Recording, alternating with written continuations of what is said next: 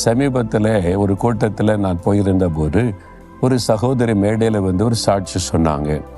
எப்பொழுதும் எனக்குள்ளே ஒரு பயம் இருக்கும், ஒரு இருள் என்னை மூடிக்கொண்டதை போல. அதனால் ராத்திரி என்னால் தூங்க முடியாது. என்னை சுற்றில ஒரு இருள் இருக்கிறதை ஃபீல் பண்ணி இரவும் பகலும் அந்த பாதிப்பு இருந்து கொண்டே இருந்தது. ரொம்ப மனசு வந்து போனேன். ஆனால் இந்த மாதிரி கிறிஸ்தவ கூட்டத்துக்கு வந்தபோது ஆண்டவருடைய வல்லமை தொடும்படியான ஜெபங்கள் ஏறெடுக்கப்பட்ட போது ஒரு வெளிச்சம் என் மீது இறங்கினார். அந்த சகோதரி சொன்னாங்க, இந்த வெளிச்சம் வந்த உடனே எனக்குள் இருந்த இருள் அப்படியே விலகி போனது. ஒரு பெரிய சந்தோஷம் விட்டார். பல வருஷமாக எனக்குள் இந்த இருளை மாற்றி அந்த வெளிச்சம் ஒரு பெரிய சந்தோஷத்தை கொடுத்தது என்பதாய்.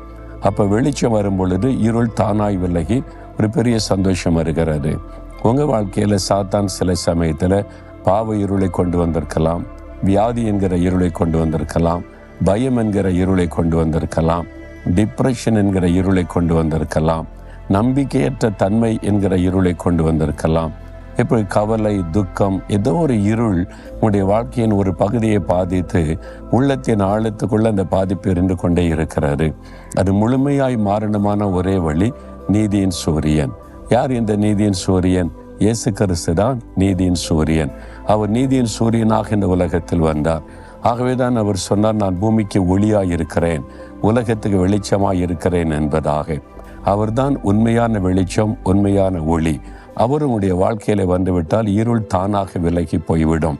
இந்த இருளை மாற்றுவதற்கு அவர் சிலுவையிலே தன்னை பலியாய் கொடுத்தார், தன்னுடைய இரத்தத்தை சிந்தினார், சாத்தானை அவர் ஜெயித்தார்.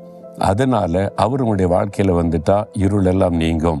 இந்த நாட்களில் உங்கள் வாழ்க்கையில் எந்தெந்த பகுதியில் இருள் காணப்படுகிறதோ, உங்கள் குடும்பத்துக்குள்ள, வேலையில், பிஸ்னஸில், ஊழியத்தில், பிள்ளைகள் காரியத்தில், உங்களுடைய மனதில் தோன்றி இருக்கிற பயம், கலக்கம், கவலை எந்த இருளானாலும் மாறி ஒரு பெரிய வெளிச்சம், சந்தோஷம் உண்டாக போகிறது.